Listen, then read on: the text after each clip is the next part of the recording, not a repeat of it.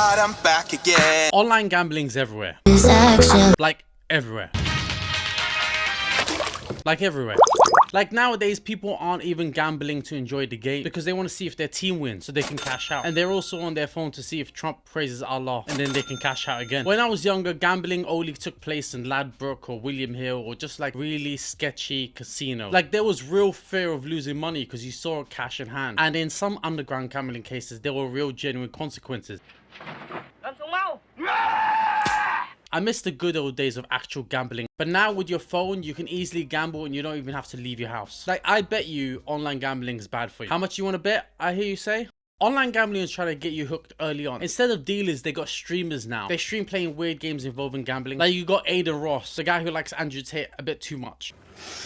You got Drake, although not a streamer, he does stream gambling, who allegedly shares the same interests as Andrew Tate regarding underage girls. And you got XQC, another streamer who speaks a language from another country no one understands. So that the game government and even with these online creators, you got some, for example, Steve Will Do It, who has a gambling addiction himself, that's admitted to it, but still promoting online gambling. The day before I left Japan, I lost $200,000 playing Baccarat. And that's when I called it quits. Because gambling, like you shouldn't, but the thing is I have self-control. Gambling? That doesn't sound like self-control, my friend. No, but I have 200K the day before you leave the country to go to Japan does not sound like self-control. This is almost like a pyramid scheme where he's trying to get his followers to get trapped in the same trap he's already in. Now, these streamers who stream online gambling, they tend to receive money from the gambling websites themselves so they can play with fake money. In fact, Sky News spoke about this. So to them, it's not really much of a loss. In fact, Drake received 100 million to promote Stake. Guys playing. So if he's playing all these online gambling, how much do you think of that is really his 100 million that he got? And even then, like just 1% of that, 1 million, you can play around with it and it wouldn't affect you as much. But to the average person, they don't have a million. So when they lose 10,000 or when they lose even 1,000, that's rent food. In fact, Hassan Parker actually explains this really well, where streamers use affiliate links. So when you click the link and you use the link that the streamer has given, it allows them to make money from your losses because they don't make money if you win. The online gambling sites only make money when you lose. A lot of these websites, Stake and all of them, if they have a code, if you are offering a code, that means that Stake is tracking all of your losses and you're getting a percentage of your fan base's losses.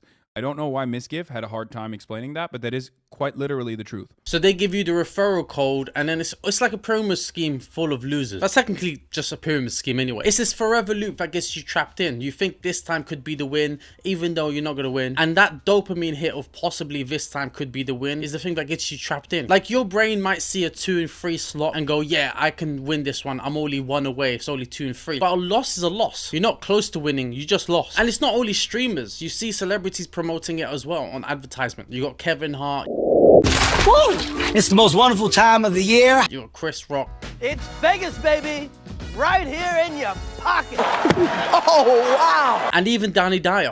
For all sorts of treacles. But to be fair to Danny Dyer, he does owe the taxman 25 grand. I'm claustrophobic, Danny! And even Al Capone couldn't escape the taxman. If only Al Capone had online betting ads as well. The one I don't like are those TikTok or real videos where someone's just doing a regular video and then all of a sudden they bring out online gambling. It's a sly promotion that they're trying to slide it in without you noticing. It could be feeding a homeless. Give me some beer for real. Some beer? Yeah. If you can win this $100 hand on Rain Bet, I'll get you beer and cigarettes. Okay, let's bet. All right, you won. All right. Want a beer? Natty bopping, punching my hips. It could just be a prank. You want to hold it? No. Why not? Okay, it's the season, you know? I bet it is. You can't even play Plinko here on Rain Bet. Oh my goodness. And then before you know it, they bring out an online gambling promo. So then they don't get in trouble. It's just, oh, this isn't online gambling promotion. This is this kind of video. And this is all here to hook kids up because they're the only ones who are watching this kind of stuff. Like all these impressionable teenagers are falling for it because they're seeing these massive streamers make a shit ton of money and believing that they can get the same odds. Like Stake is supposed to be a social casino, as they like to call themselves, where you use tokens rather than saying that they're gambling. And if you're using tokens, as long as you're using real money to get those tokens, it's technically gambling. Then if you end up winning, you can cash out these tokens. Sounds like gambling to me. The common trap is they hook you in with your first win. You win £20 and you feel like you're the Wolf of Wall Street. In fact, a forum that I found talks about these online gambling traps, where one person on the forum explains the first big win could end up the biggest trap. They're intentionally designed like mobile games so then they can get the younger generation hooked up. There are YouTube videos on how to use Stake in the UK because it's not legal in the UK. How to play stake.com in the UK and get verified. As you can see, when we go to stake right now, we get this message saying that it's not available in the UK.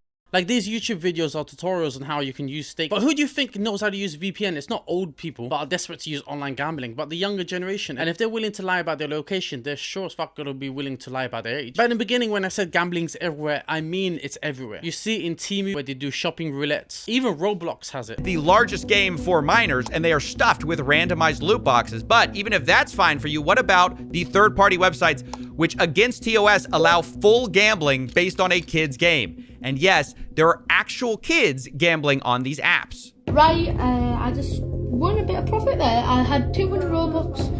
No, I had 200 Robux in profit, 100 Robux in profit, but I lost them. But I had 50 Robux and I lost it, and I thought I got 50 Robux again. So on this, mine's on a Robux World, what I'm gonna do is buy 40 crates now. No, not 40 crates, but like 44 crates. Yeah, looks good. Let's go.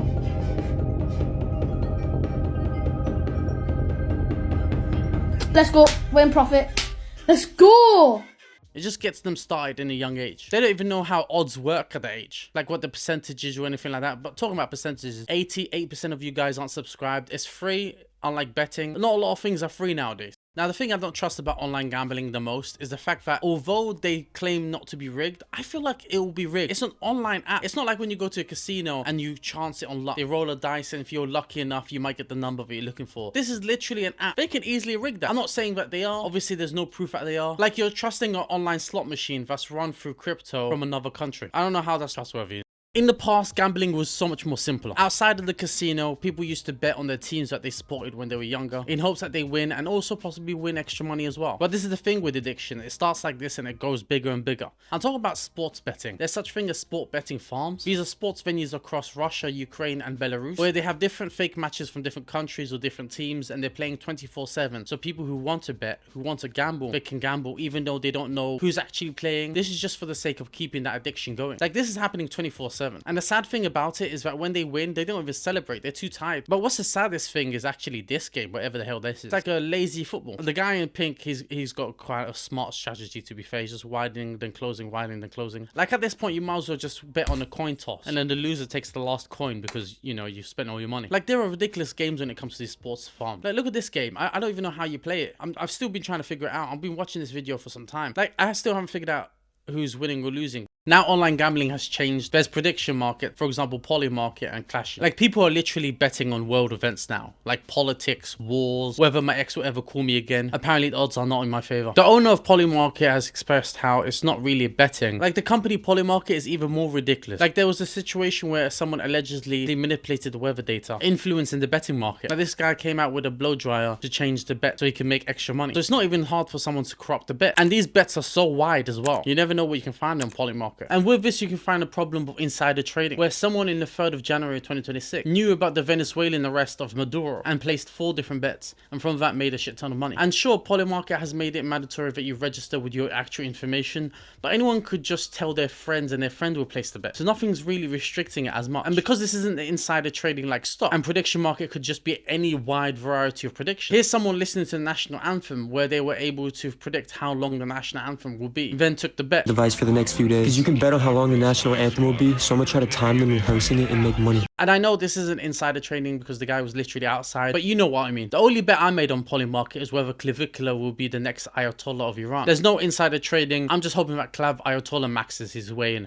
But there is real damage when it comes to gambling. Like 1.4 million people in the UK get affected by gambling. And it's a real struggle. It's a real addiction. And I know for the government, they don't mind because to them, that makes extra money through taxes. But really, what tends to happen is with people who have addiction, much like the 1.4 million in the UK, people end up unemployed. They might have broken families. And the only person who pays for this is the taxpayer. So it does come around in a negative way. The reason why I did this video is because I started seeing a lot of gambling ads in the UK. In fact, junk food ads are banned before 9 PM because they want to stop obese kids. But in the UK, gambling ads are widely widely permitted. They're allowed on TVs, they're allowed on social media, they're allowed on billboards. But who do you think uses this social media? Obviously fat obese kids. And who do you think looks at the billboards outside? Obese kids when they go into a local McDonald's. And who do you think listens to the radio? No, seriously, who do you think listens to the radio? I don't know who listens to the radio now.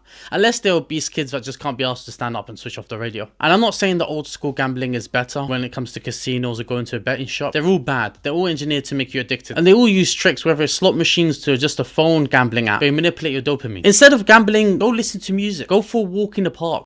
Have a wank. Alright, welcome to the final bit. If this is a king, you have to check out my other videos.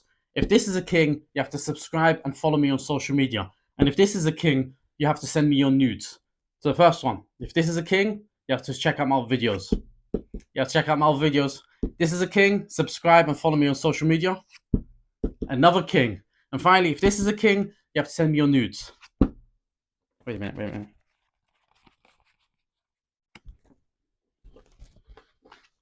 Alright, send me your nudes.